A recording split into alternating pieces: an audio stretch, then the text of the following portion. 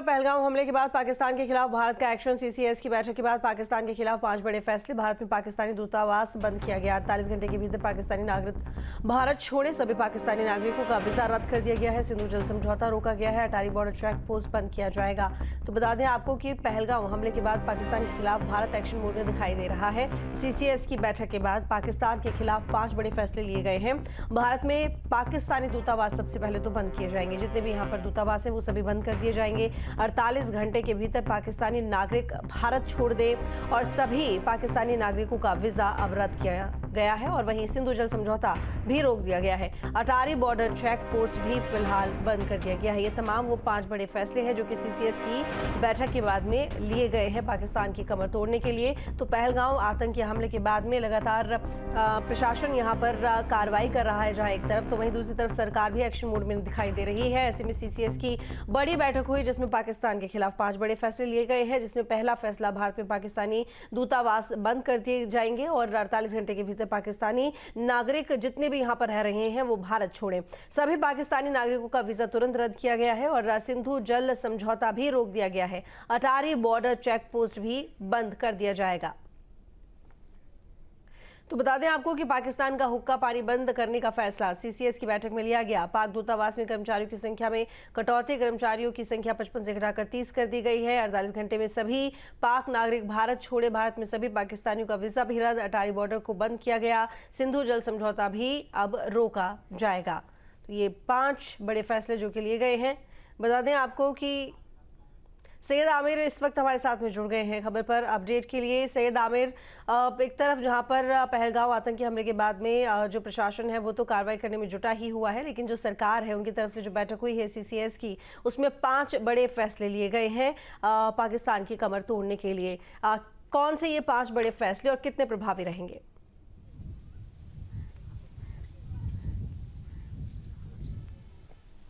देखिए, सीसीएस की बैठक में जिस तरह के बड़े फैसले लिए गए हो उसमें चाहे वो अटारी बॉर्डर हो या फिर अगर हम बात करें सिंधु नदी समझौता, और इसके अलावा अगर हम देखें नागरिकता, जो खासतौर पे पाकिस्तान नागरिक हैं वो भारत छोड़ें, ऐसे तमाम फैसले जो हैं लिए गए हैं। लेकिन एक खास चीज मैं आपको बताऊं, सिर्फ पाकिस्तानी नहीं बल्कि नेपाल बॉर्डर पर भी सख्ती तेज कर दी गई है। प्रधानमंत्री नरेंद्र मोदी आज आपको बताएं बिहार दौरे पर हैं और बिहार दौरे पर वो जो आज ट्रेन को हरी झंडी देंगे। और इस बीच में आपको बताएं हिंदुस्तान में जो सीमा लगती है नेपाल की, वो करीब 1750 के करीब है, 1750 किलोमीटर के करीब है। और ऐसे में आप देखिए यहां पर सीमा, यहां पर सशस्त्र सेना बल जो है वो यहां मौजूद है। और यहां पर ठीक जहां पर मैं मौजूद हूं, दरअसल ये भारत की सीमा है, ये भारत का बॉर्डर है। और इस बॉर्डर के पास में आप जो सामने पेड़ देख रहे हैं वो नेपाल है। तो इस जगह से जो भी लोग सामने आते हैं तो यहां पर एसएसबी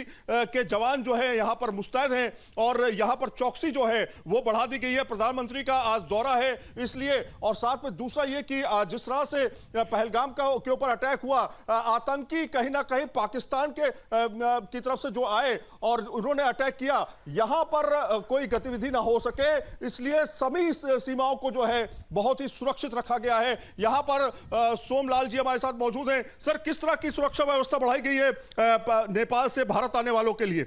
भारत के लिए जो भी नेपाल से आता है उसमें नागरिक वगैरह देखेंगे, गाड़ी को चेक करेंगे, कोई ऐसा फालतू आदमी इंडिया में ना घुसे, इसको देखने के लिए यहाँ पे लगाया गया है। तो पेट्रोलिंग सर बढ़ा दी गई है? पेट्रोलिंग बढ़ा हुआ है, हमारा ड्यूटी लगा हुआ है सभी। हर पॉइंट पे हमारे जवान हैं। आज प्रधानमंत्री नरेंद्र मोदी का भी दौरा है, तो उसको देखते हुए सुरक्षा व्यवस्था और चाक चौबंद की गई है? हाँ, उसके देखते हुए सुरक्षा थोड़ा बढ़ाया गया है बॉर्डर पे जी। और ये पहलगाम में जिस तरह का अटैक हुआ सर, संदिग्धों को आप लोग चेक कर रहे हैं, सामान चेक कर रहे हैं या रोक रहे हैं और बिना आईडी कार्ड के क्या जाने दिया जा रहा है इधर से? नहीं, पूरा जो चेकिंग किया जा रहा है। कोई भी गाड़ी बिना कागज नहीं जाने दे रहे हैं ऐसे जी। तो बिना कागज के गाड़ी नहीं जाने दे रहे हैं। आप तस्वीरों में देखिए सामने जो लोग हैं वो बाइक जो खड़ी है, अब आपको बाइक का थोड़ा सा क्लोज दिखाते हैं, ठीक आपको थोड़ा सा आगे लेके चलते हैं और आपको यहां से दिखाते हैं कि नेपाल बॉर्डर दरअसल कहां पर है। हम नेपाल की तरफ आगे बढ़ रहे हैं। ये अभी इंडिया है, यहां पर अभी हम इंडिया है। इंडिया की आखिरी दुकानें यहां पे आपको दिखाई दे रही हैं। यहां पे आप देखेंगे ये भारतीय सीमा में है दुकानें, और ठीक इसके आगे अगर आप जाएंगे तो आपको अब नो मैंस लैंड जो है वो दिखाई देगा। ये नो मैंस लैंड है। ये नो मैंस लैंड के आगे अगर आप देखेंगे तो ये जो घर दिखाई दे रहे हैं सामने, ये नेपाल में घर हैं। ये सामने जो आपको दिखाई दे रहे हैं ये नेपाल में घर हैं। तो लोगों को सुरक्षा मुहैया कराने के लिए ये चेकिंग की जा रही है। आप लोग कहां से हैं भाई साहब? नेपाल से। आप नेपाल से हैं। तो जिस तरह का पहलगाम में अटैक हुआ, किस तरह से देखते हैं इसको कि अंधाधुंध गोलियां चलाई गई, मासूमों को मारा? पता नहीं ये सब। आप लोगों को पता नहीं इसके बारे में? तो इन लोगों को पता नहीं इसके बारे में, लेकिन यहाँ पर देखिए बाकायदा फोर्स जो है, एसएसबी के जो जवान हैं वो यहाँ पेट्रोलिंग करते हुए दिखाई दे रहे हैं। मूवमेंट लगातार यहाँ से हो रहा है। तो ये न्यूज स्टेट पे आप एक्सक्लूसिव तस्वीरें देख रहे हैं। इंडो नेपाल बॉर्डर से एक्सक्लूसिव तस्वीरें न्यूज स्टेट आपको दिखा रहा है कि किस तरह से चौकसी जो है वो बढ़ाई गई है। जी चलिए ठीक है आमिर, लौटेंगे आपके पास में। हमारे साथ में राहुल डबास भी जुड़ गए हैं पाकिस्तान हाई कमीशन के बाहर से। राहुल, क्योंकि 5 बड़े फैसले जिसमें जाहिर तौर पर पाकिस्तान की नाक में नकेल देने के लिए यहाँ पर सरकार ने जो 5 बड़े फैसले लिए हैं, इसका असर हमें ज़रूर देखने को मिलेगा। हुक्का पानी बंद करने का पूरा प्रयास किया गया है, लेकिन इसके साथ ही यहाँ पर ये भी फैसले लिए गए हैं कि जो पाकिस्तानी नागरिक हैं उनका वीज़ा रद्द किया जाएगा, पाकिस्तानी दूतावास बंद कर दिए जाएंगे। ये जो पाकिस्तानी दूतावास है, क्या इसमें कर्मचारियों की संख्या कम होगी या पूरी तरह से बंद कर दिए जाएंगे?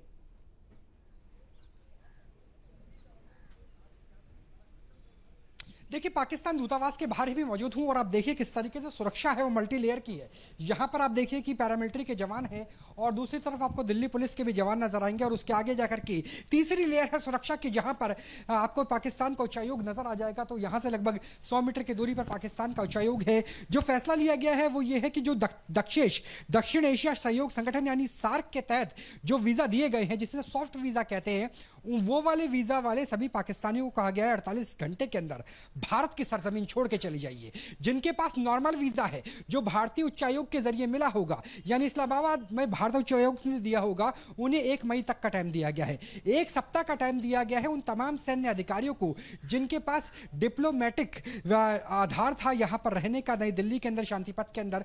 उन्हें बोला गया कि आप पाकिस्तान उच्चायोग ही नहीं, भारत को छोड़ के चले जाइए, वरना राजनयिक जो संरक्षण है वो आपका खत्म हो जाएगा। और उसके खत्म होने का असर ये होता है कि आप पर किसी भी तरह की भारतीय कानून के तहत कार्यवाही हो सकती है। लेकिन जो सबसे बड़ा फैसला लिया गया है वो है कि 19 सितंबर 1960 कराची में जो डील हुई थी, जिसे हम कहते हैं कि सिंधु जल संधि, उसे फिलहाल होल्ड कर दिया गया है, उसे फिलहाल रोक दिया गया है, जिसका असर पाकिस्तान का, जिस तरह से आपने हुक्का पानी का जिक्र किया, तो पानी तो निश्चित तौर पर बंद कर दिया जाएगा। इसका असर यह होगा कि पाकिस्तान की 90% एग्रीकल्चर खत्म हो जाएगी, 40% से लेकर 35% के आसपास अर्थव्यवस्था खत्म हो जाएगी। यानी भारत ने जो 48, 65, 71 और 99 की कारगिल वॉर में कदम नहीं उठाया, वो भारत सरकार ने, मोदी सरकार ने अब उठा के दिखाया है। और ये तो सिर्फ शुरुआत है, क्योंकि ये एक्शन ऐसा है जिसमें आपने एलओसी क्रॉस नहीं की है, जब अभी भी सीज फायर चल रहा है, जब किसी भी मिलिट्री एक्शन की कोई सुगबुगाहट नहीं है। क्योंकि आज शाम को 6 बजे बैठक होने वाली है, सर्वदलीय बैठक, जिसमें विपक्षी दलों को भी लामबंद किया जाएगा। क्योंकि यहां सवाल सरकार का नहीं है, यहां सवाल देश का है, और देश के तमाम राजनीतिक दलों से सलाह मशवरा किया जाएगा, जिसमें राजनाथ सिंह रहेंगे, जिसमें अमित शाह रहेंगे, यानी गृह मंत्री और रक्षा मंत्री दोनों रहेंगे। और उसके बाद सर्वसहमति बन जाएगी, जब पॉलिटिकल विल होगी, तब भारत शायद इतना बड़ा एक्शन लेगा जो उरी और बालाकोट से भी बड़ा सबक होगा पाकिस्तान के लिए। और यही वजह है कि पाकिस्तान की सुरक्षा परिषद की बैठक हो रही है आज इस्लामाबाद के अंदर, जिसमें पाकिस्तान के प्रधानमंत्री, उप प्रधानमंत्री, उनके विदेश मंत्री रहेंगे और तीनों सेनाओं के अध्यक्ष रहेंगे। तो पाकिस्तान बहुत डरा हुआ है, पाकिस्तान बहुत तिलमिलाया हुआ है, क्योंकि अब तो भारत ने पानी बंद किया है, बिना गोली चलाए पाकिस्तान को संदेश दिया है। पाकिस्तान को 5 पंच दिए हैं कल की बैठक के बाद, लेकिन जब वाकई गोली चलाई जाएगी, मिसाइल चलाई जाएगी, जब बदला लिया जाएगा, तो बदला इतना बड़ा होगा जो पाकिस्तान के लिए सहना बहुत मुश्किल होगा। पाकिस्तान को लगता है कि जैसे उन्होंने एवेक्स यानी जो हवा में उड़ने वाले रडार हैं उन्हें फिलहाल रखा हुआ है, F-16 को रखा हुआ है, उन्हें लगता है कि भारत को रोक पाएगा। लेकिन भारत के पास एक नहीं बल्कि 1000 विकल्प है, और किसी भी विकल्प का इस्तेमाल भारत के द्वारा किया जा सकता है, चाहे वो एस्केलेशन वॉर की हो, वर्टिकल यानी जमीन से लेकर आसमान से और समंदर भी, या फिर हॉरिजॉन्टल हो, IB से लेकर के LOC तक, तो वो भी विकल्प भारत के पास है। और भारत को जिस तरह से संदेश आया इजराइल से कि भारत के पास वो तमाम खुफिया सूचनाएं हैं जिसके आधार पर कदम उठाया जा सकता है, और इजराइल ऐसा देश है जो चाहता है कि किसी भी जिहादी मुल्क के पास एटम बम ना रहे। जब डोनाल्ड ट्रंप अमेरिका के राष्ट्रपति चुनाव का प्रचार कर रहे थे तब उन्होंने कहा था कि किसी भी जिहादी मुल्क के पास एटम बम नहीं होना चाहिए। उनका इशारा पाकिस्तान की तरफ भी था और ईरान की तरफ भी। अगर चीन की बात करें तो चीन भी भारत के खिलाफ नहीं है, क्योंकि बहुत बुरी तरह से ट्रेड वॉर में वो फंसा हुआ है। लिहाजा भारत के लिए जो तमाम ताश की बाजी है वो भारत के पक्ष में है, जो तमाम शतरंज की गोटियां वो भारत के पक्ष में है, और भारत अब बहुत बड़ा जवाब देने की तैयारी कर रहा है। जी ठीक है राहुल, लौटेंगे आपके पास में। श्याम भी हमारे साथ में कानपुर से जुड़े हुए हैं। श्याम, क्योंकि कानपुर में प्रधानमंत्री मोदी का दौरा था वो रद्द हो गया है, इसके साथ ही कानपुर से ही एक युवक रहने वाला था, कानपुर का व्यापारी का बेटा था शुभम द्विवेदी, जिसकी इस अटैक में, आतंकी अटैक में मौत हो गई है। फिलहाल आप कई लोगों के बीच में खड़े हुए हैं। इस पूरे मामले को लेकर सरकार ने अपनी तरफ से कई बड़े फैसले लिए हैं। जनता इस मामले को लेकर क्या सोच रही है, इन फैसलों को कैसे देख रही है?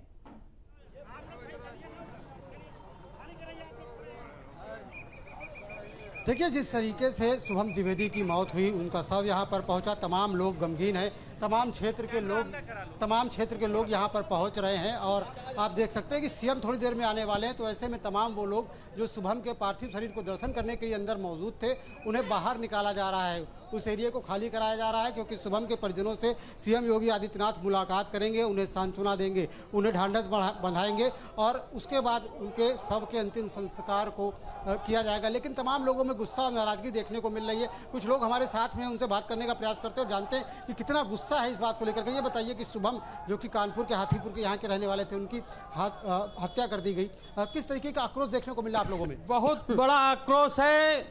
ये 28 लोगों को मारा है पाकिस्तान ने। हम चाहते हैं कि 100 लोग मारे जाएं अभी तुरंत, जितने आतंकवादी हैं सफाया किया जाए। प्रधानमंत्री जी से हमारा यही रिक्वेस्ट है कि वो जल्द से जल्द इसमें कड़ी से कड़ी कार्रवाई करें।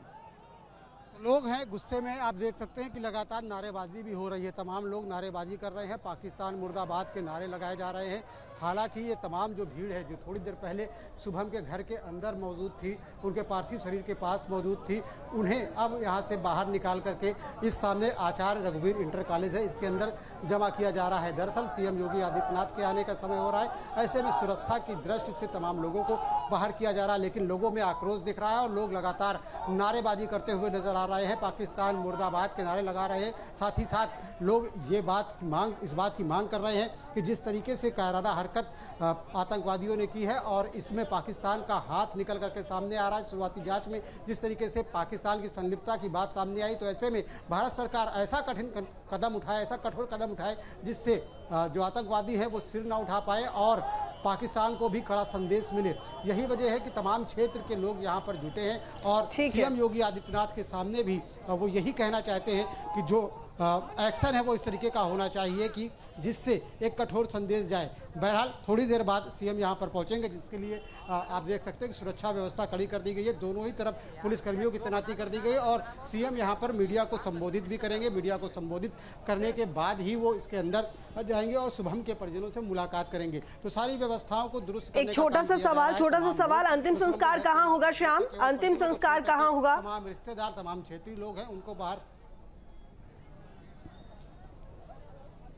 जी आपको बता दें कि ये हाथीपुर गांव है। हाथीपुर गांव के सामने से ही रास्ता जाता है सलेमपुर से होते हुए और ढ्योड़ी घाट है। ढ्योड़ी घाट जो कि तकरीबन यहाँ से 6.5-7 किलोमीटर है। वहाँ पर अंतिम संस्कार किया जाएगा। ठीक है। आमिर आपके पास आऊंगी, क्योंकि देखिए अटारी बॉर्डर भी बंद कर दिया गया है और जिस तरीके से पहलगांव में आतंकी हमला हुआ है उसके बाद चौकसी बढ़ा दी गई है तमाम बॉर्डर्स पर। आप यहाँ पर क्योंकि नेपाल बॉर्डर पर खड़े हुए और एक नेपाल के नागरिक की भी मौत इस आतंकी हमले में हुई है, इसके बाद कितना असर भारत की तरफ से, आपने बताया किस तरह से सुरक्षा के इंतजाम, नेपाल की तरफ से क्या कुछ किया जा रहा है, इस बारे में कोई जानकारी?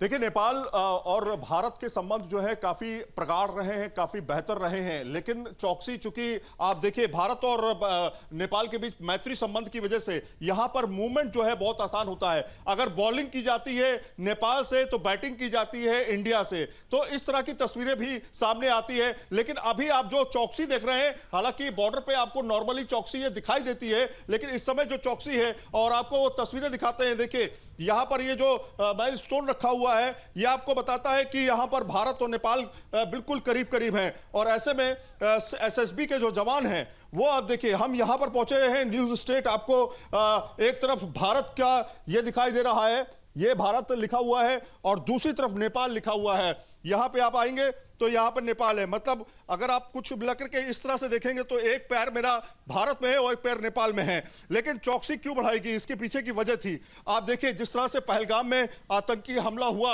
और जिस तरह से भारतीय मासूमों की हत्या की गई, एक तरह से निर्मम हत्या की गई एक तरह से, तो उसको देखते हुए नेपाल ने भी चौकसी बढ़ाई है और भारत ने भी चौकसी बढ़ाई है। आप देख सकते हैं मेरे पीछे न्यूज स्टेट पे आप एक्सक्लूसिव तस्वीरें देख सकते हैं कि एसएसबी के जवान जो हैं वो बाकायदा यहाँ पर मुस्तैदी के साथ खड़े हुए हैं। चप्पे चप्पे की निगरानी की जा रही है और ठीक है जो लोग यहाँ से निकलते हैं। ठीक है आमिर, नजर बनाए रखिएगा। आप तीनों का बहुत शुक्रिया तमाम जानकारी के लिए। तो देखिए यहाँ पर भारत ने तो बड़े फैसले लिए हैं, देखना होगा क्या असर होगा।